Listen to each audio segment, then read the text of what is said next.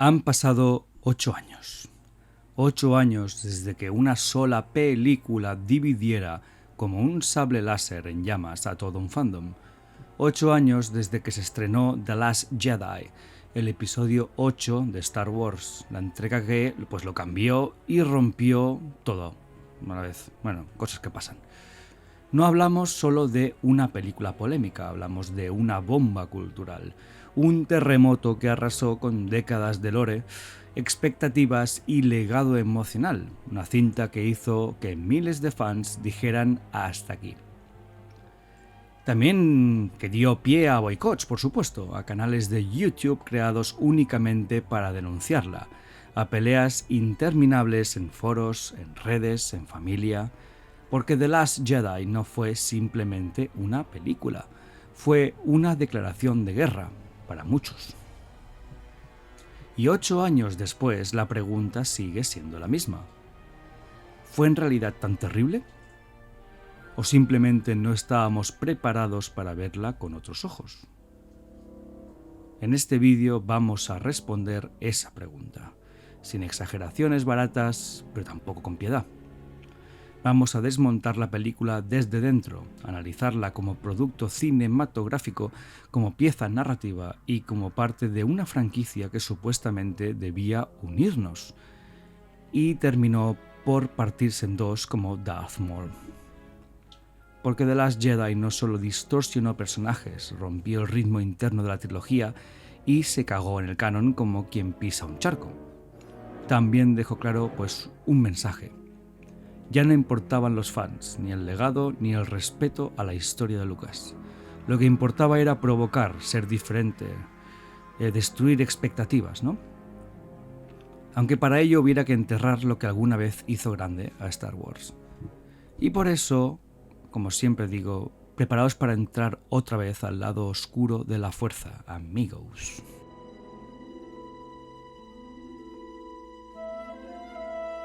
Desde el primer tráiler, desde el primer cartel con tonos rojos, The Last Jedi fue vendida como la película que se atrevía, que tenía cojones.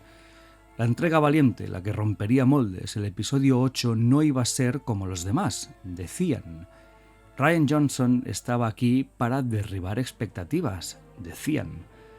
Y lo hizo, pero no como pensábamos.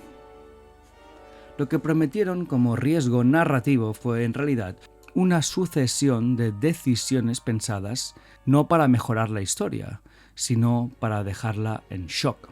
Para que salieras del cine diciendo, wow, eso no me lo esperaba, aunque ese giro tuviera cero sentido, aunque aniquilara todo lo que venía antes, aunque no quedara nada que sostuviera el relato. Porque subvertir expectativas no es lo mismo que contar una buena historia.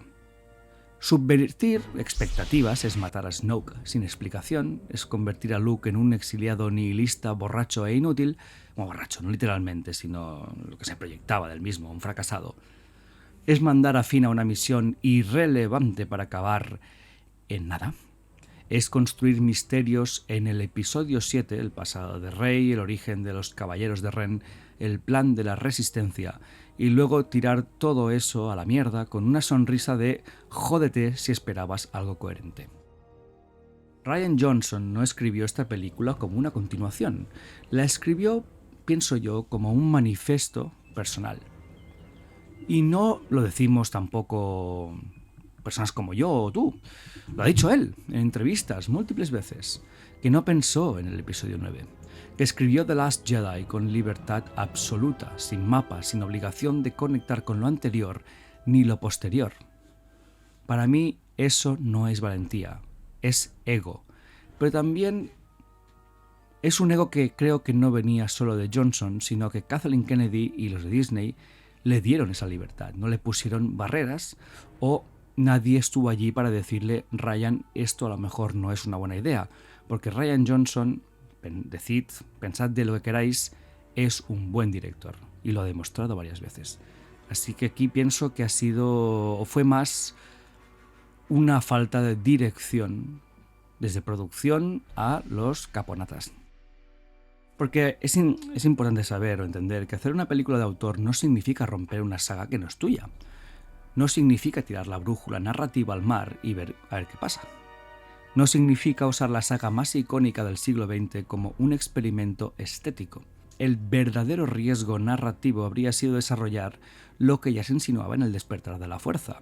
Explorar el conflicto interno de Kylo Ren, llevar a Rey a un aprendizaje espiritual real, convertir a Snoke en una amenaza con pasado, darle una nueva dimensión a la fuerza y no ridiculizarla. Pero eso no era lo que Rian Johnson quería hacer, y como mínimo él fue muy claro desde el principio. Él quería la reacción, quería el giro, quería la ovación de la crítica y el aplauso de los festivales. Y el tío lo consiguió. Porque durante unas semanas The Last Jedi fue celebrada como lo mejor desde el Imperio contraataca. Pero fuera de ese círculo de críticos comprados, twitters o gente con dificultades intelectuales, fuera de Hollywood, la herida se estaba abriendo más rápido que, básicamente, el corazón de Anakin con Padme. Y el fandom, que es al final el verdadero corazón de una franquicia, empezaba a sangrar.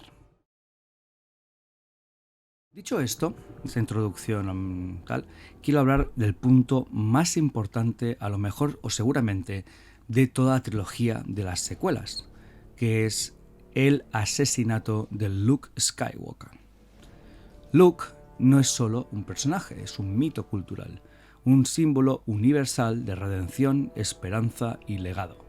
El gran héroe moderno que con humildad y dolor salvó a su padre de las sombras y rechazó el poder absoluto en el momento más oscuro de su vida. Y eso, precisamente eso, para mí, es lo que Rian Johnson decidió destruir o reinterpretar sin ninguna necesidad. En The Last Jedi, Luke ya no es un maestro, no es sabio, no es un líder. Es un viejo amargado, cobarde, escondido en una isla de un planeta de las zonas desconocidas de la galaxia, Naktu, desconectado de la fuerza, que piensa que la mejor forma de arreglar las cosas es morir. Así lo presentan, así lo justifican, así se queda. Todo lo que el Luke de las películas o el Luke de las películas originales representa, todo por lo que luchó y arriesgó su vida, queda reducido a un chiste nihilista. ¿Crees que vine aquí a que me encontraran? Que digo yo, si no es por eso, ¿dónde cojones o por qué narices había un mapa en el episodio 7? Pues supongo que eso es ya culpa de JJ, que estaba demasiado obsesionado con un misterio vacío. Aquí lo primero que queda claro es que no hay tragedia real, no hay lucha interna, solo hay un desencanto. Pero para que después no se me acuse de lo que no es, esto no es solo una cuestión de mi opinión o opiniones de mucha gente, sino que vamos a presentar una serie de datos. George Lucas nunca habría hecho esto. En sus tratamientos originales de los episodios 7 al 9, confirmado por Pablo Hidalgo, y filtraciones creíbles como los libros de Paul Duncan, Pablo Hidalgo, para los que no sepáis, es el jefe de la narrativa de Star Wars en Lucasfilm. Luke era un maestro activo que reconstruía la Orden Jedi. Su arco seguía el legado, no la fuga. Mark Hamill, el propio actor, no creyó en esta versión del personaje y siempre lo dijo abiertamente. En entrevistas a Rian Johnson en la cara se lo dijo: este no es mi Luke Skywalker. Ya le dije a Rian que estaba en desacuerdo con cada decisión que tomó. Tuve que interpretar lo opuesto a todo lo que Luke representa. It's not my story anymore. It's somebody else's story, and Rian needed me to be a certain way to make the ending effective. That's the crux of my problem. Luke would never say that. I'm sorry. Well, in this version, see, I'm talking about the George Lucas Star Wars. This is the next generation of Star Wars, so I almost had to think of Luke as another character. Maybe he's Jake Skywalker. He's not my Luke Skywalker, but I had to do what Rian wanted me to do because it serves the story well. But listen, I still haven't accepted it completely, but it's only a movie. I hope people like it. I hope they don't get upset, and I came to really believe that Rian was the exact man that they needed for this job. Hamill no criticó el guión porque quisiera más protagonismo. Lo hizo porque entendía el alma del personaje. Porque sabía que Luke jamás habría intentado matar a su sobrino en un arrebato. porque sabía que el Jedi que salvó a Darth Vader jamás habría pensado: quizás lo mato antes de que haga algo malo. Para mí esto no es una evolución, sino un error narrativo bastante lamentable. Uno de los pilares del trauma de The Last Jedi es estos 3 flashbacks. Luke entra en la habitación de su sobrino, siente una oscuridad y durante unos segundos contempla asesinarlo. Tenemos la primera versión del flashback, contada desde el punto de vista de Kylo. Obviamente allí Luke aparece como un monstruo sin remordimientos. Bueno, no, perdona, es el segundo flashback. El primero es Luke explicando por qué ven tal y solo le cae la tienda encima. El segundo que te acabo de comentar, y después está obviamente el flashback final, que es en teoría la verdad que la cuenta Luke. Para mí el problema también es que Rian Johnson lo presenta como un instante de debilidad, pero ese instante mata todo el arco anterior de Luke. Este es el hombre que sin entrenamiento se arrodilló ante el emperador para redimir a su padre. El que soportó tortura, odio y el intento de Palpatine para corromperlo. Y ahora se nos dice que pensó en matar a un adolescente, a su familia, el hijo de su hermana y su mejor amigo, porque sintió que le había sentado mal la cena. El problema no es que Luke tenga dudas. Lucas lo consideró que tendría que haber caído al lado oscuro o estuvo a punto. Siempre está intimando con la oscuridad, digámoslo así. El problema es que la película nunca lo reconstruye ni lo presenta de forma verídica, pienso que siga una objetividad con el personaje ya creado. Nunca le da un motivo real, nunca le devuelve su dignidad. Ni siquiera su muerte es heroica en términos tradicionales. Desaparece por usar la fuerza a distancia, obviamente un poder de la fuerza muy difícil de ejecutar, que es una idea que obviamente no existía antes en la saga. Obviamente en el universo expandido sí que existía este poder de la fuerza. Los frikis como yo del tema sabemos muy bien cómo funcionan este tipo de proyecciones. Pero el problema de Johnson también es que no explica esto bien y todo acaba pasando como una chispa de algo, ¿no? Un fulgor. Un fulgor que se funde en pantalla y nunca se supo. Porque el episodio 9 tampoco, Abrams no tiene inteligencia para explicar una cosa así. Y aún más importante, pienso, también es el vacío que dejó su muerte. Luke no entrena a Rey. Primero, dice 3 lecciones, hace 2, 1.5, porque la segunda tampoco, ¿no? La primera que todos que se sientan en la roca, que si la fuerza funciona así, que el equilibrio y tal. Interesante, planteamiento, mala ejecución. En teoría, la segunda lección es por qué los Jedi fracasaron, aunque eso es relativo. Y otra lección es una escena eliminada, que es cómo Rey no tiene control emocional y va corriendo a salvar esa aldea. Si encuentro la escena eliminada la pondré por aquí, aunque sea de fondo, porque si no me van a meter una hostia. Pues eso, Luke para mí no entrena a Rey. Ya lo hablé en el vídeo de cómo Disney destruyó Star Wars, y os presenté una escena, un fanedit que yo hice con Luke realmente entrenando a Rey. A ver, supongo que no la pondré entera otra vez, porque ya eso ya lo hice, sino ya os daré un enlace a un vídeo donde explico estos cambios que hice. Después Luke no guía a la resistencia, no enfrenta al enemigo cara a cara. Lo que hace en esencia es distraer a Kylo mientras los demás huyen, pero también es distraer a Kylo, pero le habla como la mierda y es su sobrino. Tendrías que estar intentando darle el cariño para que reaccionara, pero no, enciendes más la chispa, no lo entiendo. Y eso es todo al final. Muere como vivió en esta trilogía, ¿no? Pues sin propósito, sin herencia, sin legado, sin aprendiz, porque Rey no es el aprendiz de Luke y que no me jodan, sin construir nada que justifique su existencia en esta historia. Y el argumento ese de que es que los héroes también fallan. Claro, por supuesto que los héroes caen. Coño, solo faltaría. Es un motif muy tradicional de la mitología y el storytelling clásico. Pero las grandes historias saben hacerlo con sentido, con peso y con redención. Luke no cayó, Luke fue reescrito.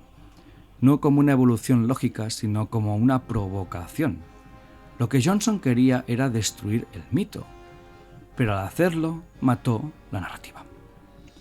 Porque sin Luke como eje de sabiduría y guía, como lo fueran las precuelas Obi-Wan o Qui-Gon o Yoda, toda la trilogía se quedó sin base emocional. Y The Last Jedi lo sacrificó sin haber construido nada en su lugar. Luke Skywalker merecía una muerte digna, una ejecución a la altura de las circunstancias. No hacía falta ver un Luke blandiendo una espada láser y convirtiéndose en un semidios. No.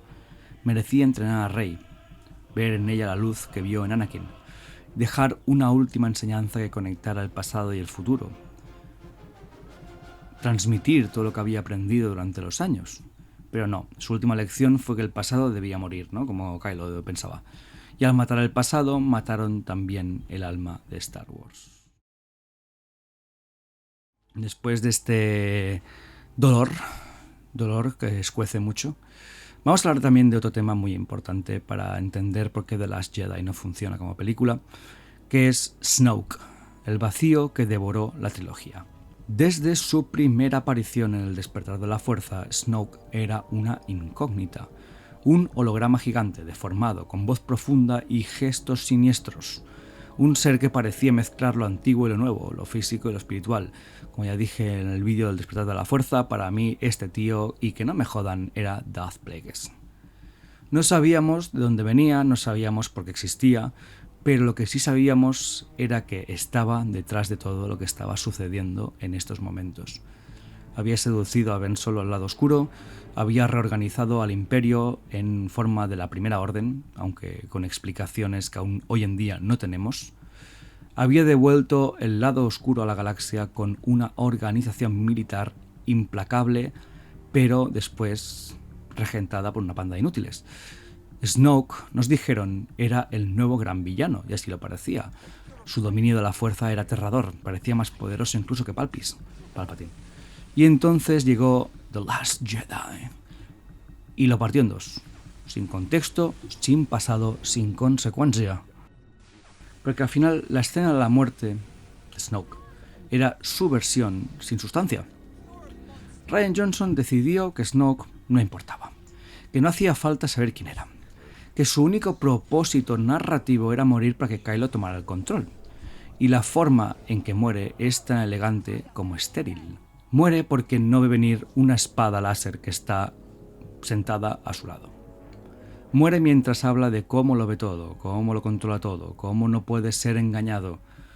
Muere por el mismo truco que Palpatine jamás habría permitido. Que después, irónicamente, en el episodio 9 nos damos cuenta que es lo mismo.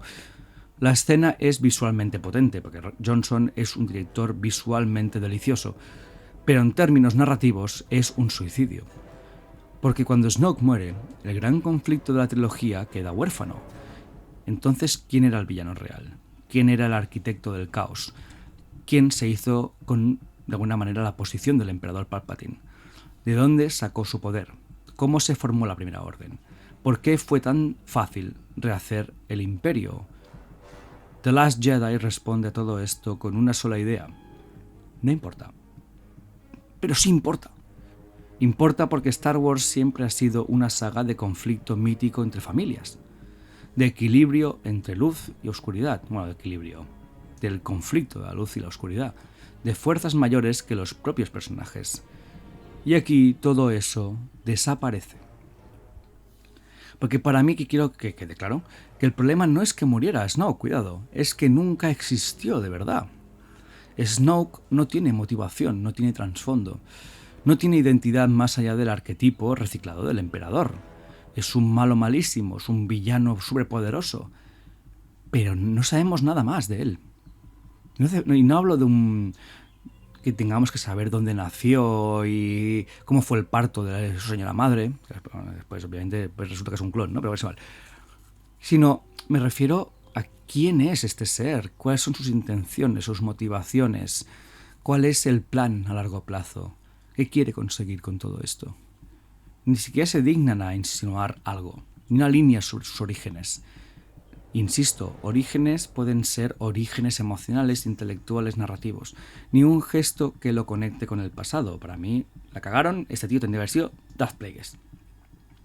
ni una palabra que explique por qué, después de la muerte de Palpatine, vuelve a haber un señor oscuro en control del caos galáctico, y un señor oscuro que, objetivamente, por lo que sabíamos entre el episodio 7 y lo que habíamos visto del 8, era superior en muchos aspectos al emperador. Pero nada. Y esto no es un fallo menor, es un agujero de guión tan negro, que esto no lo podría salvar ni Quentin Tarantino.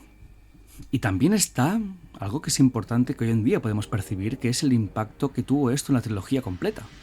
Con la muerte de Snoke, The Last Jedi rompe el eje narrativo que sostenía estas secuelas. Deja a Kylo Ren como el nuevo líder supremo, pero no construye ningún conflicto nuevo. Que Kylo sea el líder supremo no cambia la historia en absolutamente nada. No hay un villano, o no hay un nuevo villano. No hay una amenaza superior, no hay un plan maestro, solo una pelea de egos entre Kylo y Hux, y una resistencia cada vez más débil, cada vez más reducida, pero que acaba ganando Dios sabe cómo. El episodio 8 termina con la sensación de que no queda nada grande que contar, o como mínimo es lo que yo sentía al salir de esa sala de cine. Que ya se jugó la carta más fuerte, que era matar al emperador, ya lo diré, de esta era, y no se pensó en qué hacer después. Y lo peor es que se nota mucho, porque el episodio 9 tuvo que improvisar, tuvo que resucitar a Palpis sin explicación, tuvo que inventar clones, mensajes en Fortnite, flotas secretas, todo porque The Last Jedi destruyó sin construir. Que dicho esto, también me hubiera gustado mucho ver cómo hubiera sido un episodio 9 dirigido por Rian Johnson, porque a lo mejor tenía alguna idea de cómo podía continuar. Pero bueno, al final Snoke era un personaje hueco, por supuesto. Pero lo hueco no se soluciona quemándolo, se soluciona desarrollándolo, dándole capas, dándole historia, dándole contexto. Y eso es lo que The Last Jedi se negó a hacer. Por querer sorprender, simplemente por querer romper reglas, por querer ser valiente, Rian Johnson mató al único antagonista real que tenía la trilogía. Y lo que dejó atrás pues fue un silencio que aún retumba, un silencio más aterrador que el que encontraron los clones de la 501 en el planeta de Umbara. En el corazón de The Last Jedi sí que hay una relación, una conexión forzada por la fuerza, literalmente. Una serie de conversaciones entre dos enemigos que de repente comienzan a verse, a hablar y a tocarse. Rian Johnson planteó esta relación como el nuevo eje emocional de la saga. No un maestro y aprendiz, no un redentor y un redimido, algo nuevo. Un vínculo entre enemigos, un romance curioso, dos polos que se atraen aunque deberían destruirse. La ambigüedad fue la bandera, y el resultado una relación que prometía todo, pero no se atrevió a ser nada. ¿Quién eran realmente entonces Rey y Kylo Ren? Desde el guión lo que vemos es una serie de puentes mentales facilitados por Snoke, aunque Johnson nos hace creer que ya no era necesario. Rey empieza a ver humanidad en Kylo. Kylo ve en Rey una aliada. Ambos se acercan, luchan juntos brevemente, se tocan las manos, comparten soledad. Y durante 20 minutos de película crees que algo profundo puede pasar. Pero no pasa. No se convierten en aliados, no se enamoran, no se matan. Todo queda en una tensión narrativa que nunca explota. Es como si alguien hubiera escrito el planteamiento, pero no supiera escribir el nudo ni el desenlace.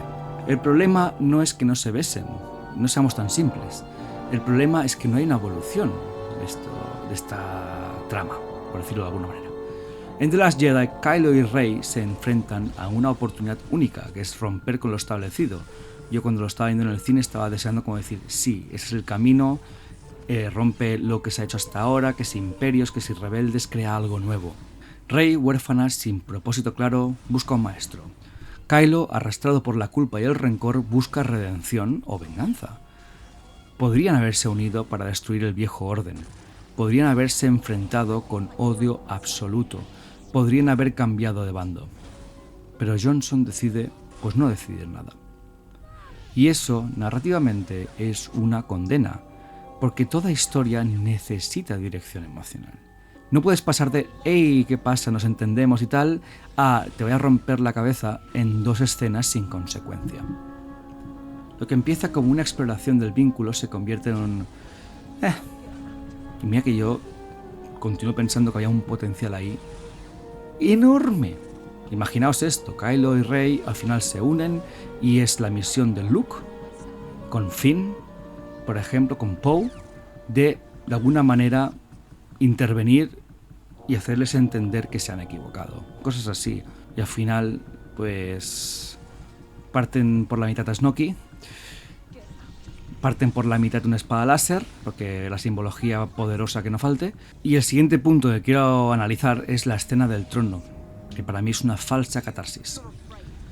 La gran escena compartida entre ambos, entre Kylo y Rey, la lucha contra los guardianes de Snoke, ¿no? Los pretorianos, es una maravilla visual en muchos aspectos, no en el de coreografía, te lo aseguro, pero a nivel narrativo es bastante confuso. Acaban de luchar juntos, matan a Snoke, bueno, lo mata Kylo, están solos. La galaxia, como te digo, es suya para moldearla, y Kylo repite exactamente el mismo discurso que Anakin le soltó a Padmé en La venganza de los Sith. Únete a mí y gobernaremos juntos. Y como he explicado hace un momento, aquí lo interesante habría sido que fuera Rey la que hubiera cogido el toro por los cuernos, que decimos, y decir, no, sí, gobernaremos juntos, pero vas a aprender, niñato, cómo se hacen las cosas. O sí, pero Rey consigue suavizar a Ben Solo, o que Ben Solo salga más a la superficie de Kylo.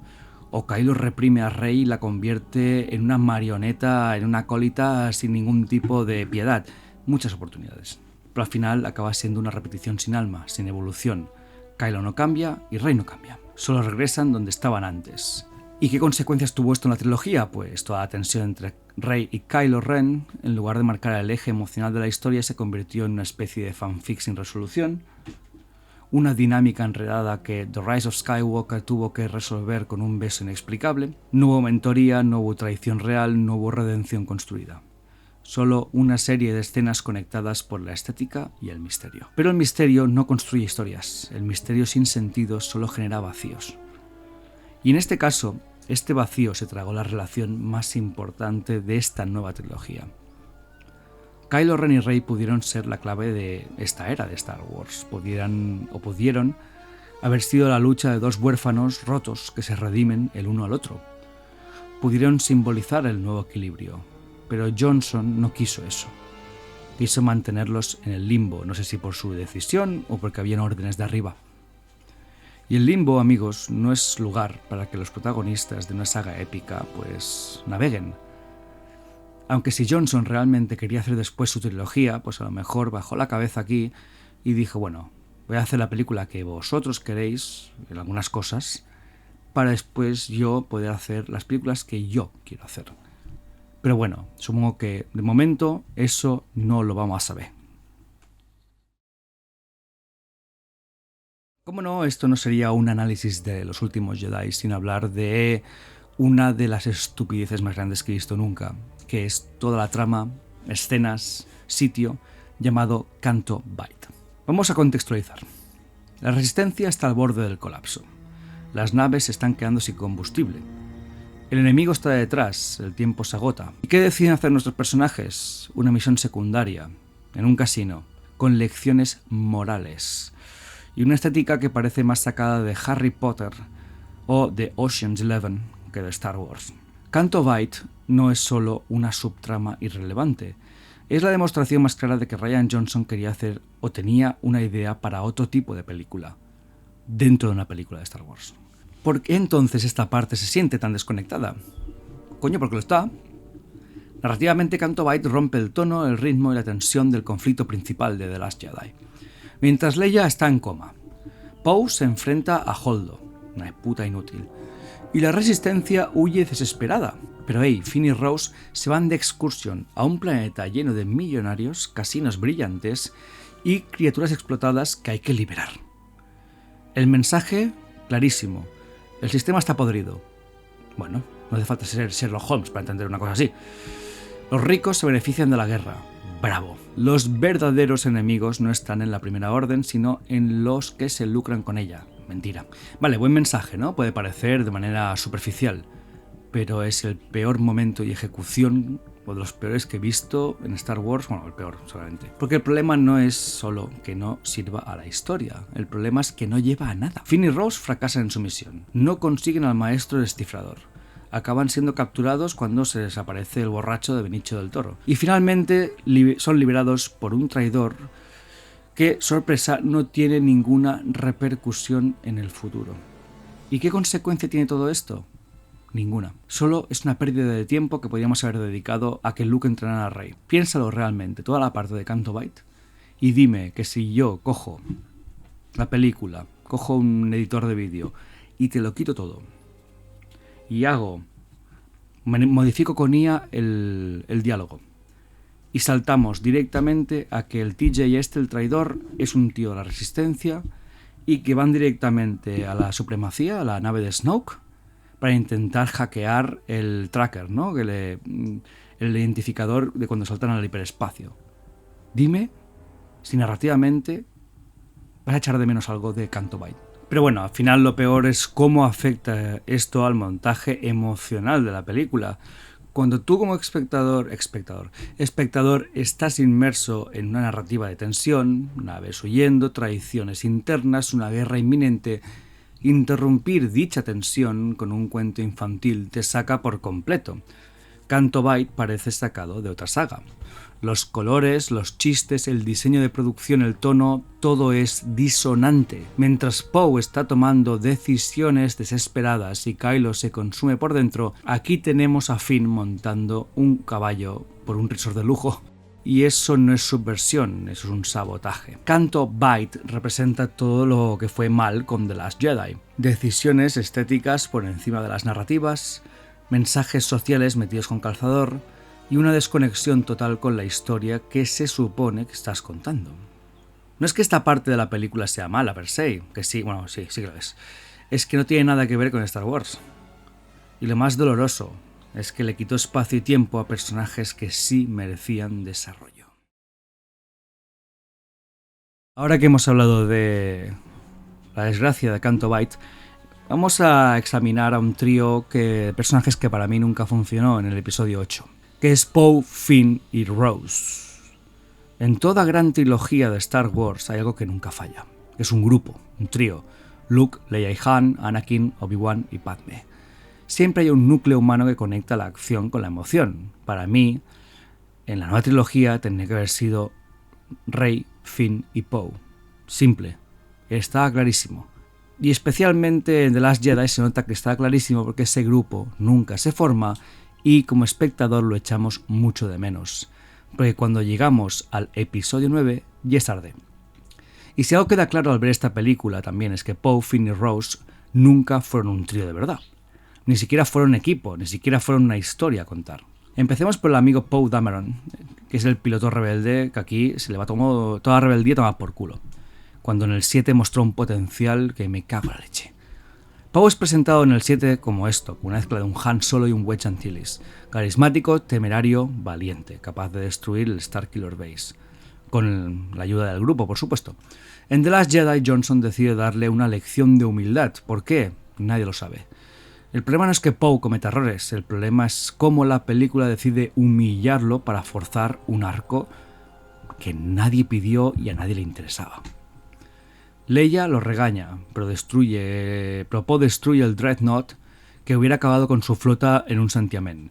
Holdo lo ningunea, ¿por qué? Porque Holdo es un vacío narrativo con la copa de un pino, aunque ahora hablaremos de eso. La misión alternativa fracasa, ¿por qué? Porque nunca tuvo que existir. Poe es apartado, rebajado y finalmente tolerado. Sí, Poe aprende, pero ¿aprende qué? A seguir ciegamente a tus líderes. Esto te hace imbécil, no te hace precisamente una persona inteligente. No hay un desarrollo natural, solo hay castigo. ¿Y cuál es el resultado? Que su supuesto ascenso al líder al final pues no emociona a nadie, porque el arco no se construyó, se impuso. Después está Finn. Del despertar al relleno. Finn, en el despertar de la fuerza, como muchos lo sabéis, es uno de los personajes más interesantes, ya no solo de este episodio 7, sino de la saga. Un Stormtrooper que deserta, un símbolo de humanidad dentro del mal. Pero en The Last Jedi su conflicto desaparece, y mira que en el 7 en algún punto también ya estaba desapareciendo. No lucha contra su pasado, no tiene dilemas reales, no evoluciona como Jedi ni como líder. Solo es arrastrado por la subtrama de Canto Bight y termina protagonizando una de las escenas más anticlimáticas de la película, cuando se sacrifica o está a punto de hacerlo, cosa que me parece muy interesante para el arco de Finn, y Rose lo salva porque la tía es más corta con helado en verano. Y esto me lleva a la amiga Tico, ¿no? La Rose esta de los cojones. Una idea vacía y sin construcción. El personaje este fue vendido como un nuevo corazón para la saga. Una persona técnica sin poderes, sin linaje, con una historia personal. ¿Y podría haber tenido potencial? Por supuesto. Pero en vez de darle una función dramática coherente, la película convierte en portavoz de los mensajes del director. Rose no crece. Rose no se transforma. Rose solo da discursos sobre ricos malvados, esclavitud y esperanza. Es como el tipo de activista más inútil que existe. El que ladra mucho y no hace absolutamente nada. Y cuando por fin tiene un momento decisivo, detiene a Finn de sacrificarse y suelta una frase que resume todo lo que fue The Last Jedi. No vamos a ganar luchando contra lo que odiamos, sino salvando lo que amamos. ¿Puedo ir a vomitar ya o es too soon? Una de las frases más inútiles que he visto nunca, sobre todo por el contexto. Cada vez que la tía dice esto, el cañón de la Primera Orden destruye la puerta de la base de la Resistencia en Crait. Yo a veces no sé si The Last Jedi es el fondo una sátira camuflada o Rian Johnson me está tomando el pelo, porque tonto este tío no es, te lo aseguro. Y al final, irónicamente, lo que nunca ocurrió fue una unión emocional. En ningún momento de la trilogía, y obviamente no en The Last Jedi, vemos a estos tres personajes juntos como un equipo. Finn y Poe apenas interactúan. O sea, en el episodio 7 sí, pero aquí nada. Poe y Rose no tienen nada en común, no se hablan, no tienen nada especial. Rose y Finn fuerzan una conexión que no existe y que es tan artificial que da grima. Obviamente esto nunca fue culpa de los actores. Por favor, quien lo piense es que está enfermo de la puta cabeza. Los actores hacen un trabajo tan bueno como se les permite. Es una falla de estructura. Rian Johnson no creó o no creyó en el grupo. No quiso seguir el modelo de héroes unidos. Y al hacerlo perdió la esencia emocional que Star Wars siempre tuvo. Porque sí, Han, Leia y Luke se separan en el episodio 5, cuando Luke se va a Dagobah y Han y Leia se van en su misión de huida hacia que acaban en Bespin. Y al final tampoco se acaban uniendo, no están juntos otra vez hasta el crucero Calamari antes del asalto a la segunda estrella de la muerte, la misión de Endor. Pero claro, en el episodio 4 están juntos, se conocen en la estrella de la muerte y acaban de alguna manera tal.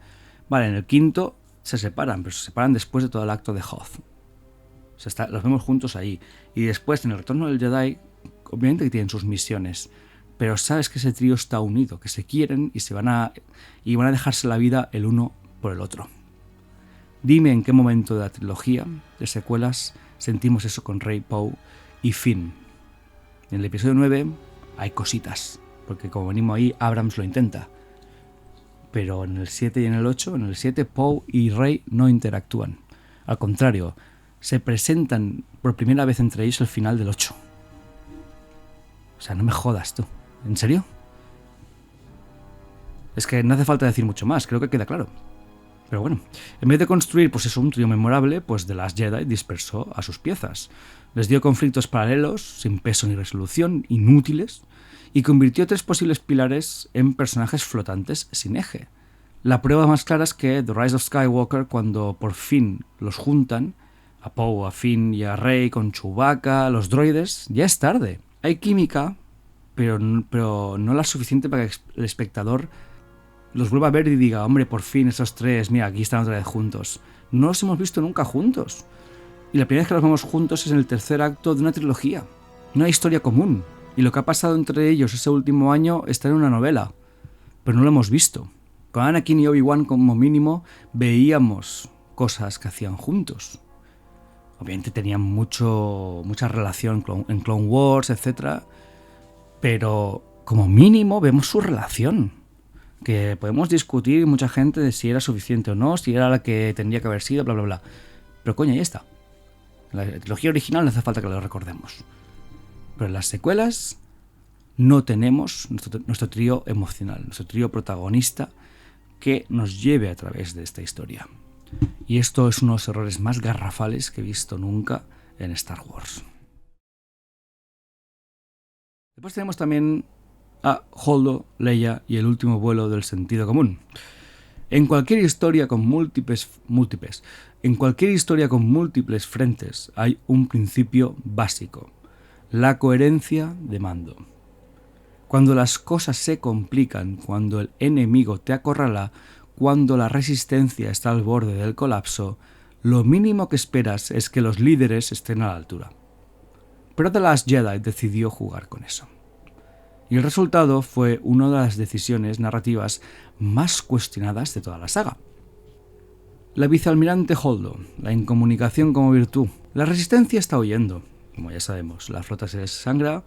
Poe, tras la caída de Leia, toma la iniciativa y entonces llega Holdo, una líder que nadie conoce, que no explica sus planes, que trata a sus oficiales como idiotas, que responde con soberbia y misterio a cada pregunta razonable.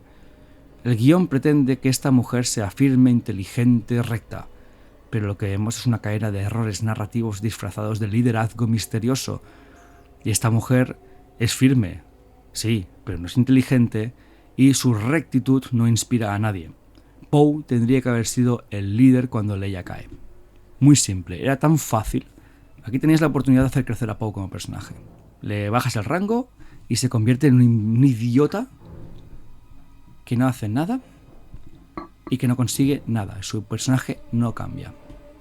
Porque en lugar de decirle a Poe, la amiga Holdo esta, el mejor piloto y segundo al mando tras Leia, porque Holdo no existía, solo existió porque Rian Johnson le apetecía proyectar algún tipo de fantasía perturbadora, pues esta no le dice cuál es el plan, decide mantenerlo en la oscuridad. ¿Pero para qué? ¿Para dar una lección? ¿Una lección de qué? ¿Para sorprender al espectador? No tiene sentido el giro. ¿Para crear tensión artificial?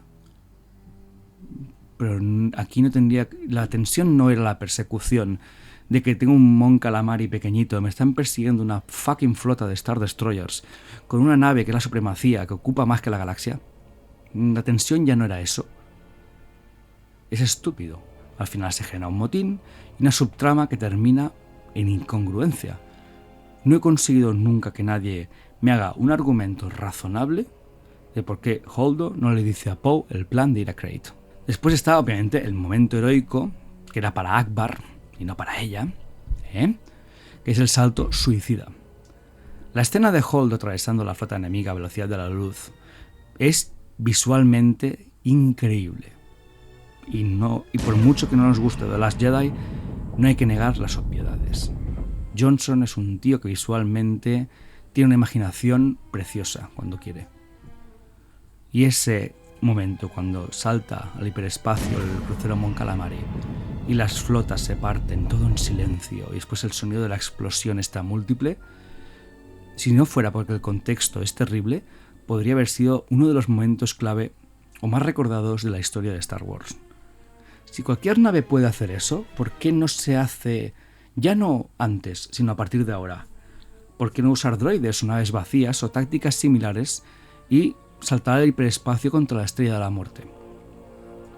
Que no quiero parecer cínico, ¿vale? Sé que es más complejo que eso, pero la pregunta se genera en tu mente, sobre todo en la segunda Estrella de la Muerte. Este momento diseñado para emocionar funciona muy bien como un concepto visual, pero destruye el lore, o una parte del lore, como mínimo. O, si quieres incorporar algo así, me parece de puta madre, pero hay que desarrollarlo un poquito mejor para que encaje dentro de esta mitología. Que otra cosa que no encaja dentro de esta mitología es lo que se hizo con Leia. Una figura mítica, Carrie Fisher, que aún te queremos mucho aunque ya no estés, una general que ya ha perdido todo y sigue de pie. Pero su arco en esta película para mí es confuso. La vemos en coma, la vemos usar la fuerza para volver flotando al interior de una nave, cosa que parece más Guardianes de la Galaxia, porque es una escena horrible. Y finalmente la vemos cediendo el mando a Holdo sin mucha explicación. El problema no es que use la fuerza, Leia puede usar la fuerza perfectamente. El problema es cómo se presenta todo sin contexto ni preparación. Leia merece momentos grandiosos, por supuesto. Bueno, George Lucas siempre dijo que Leia iba a ser la protagonista de sus secuelas, o como mínimo el Skywalker protagonista. Y The Last Jedi pues le da momentos, pero son ridículos.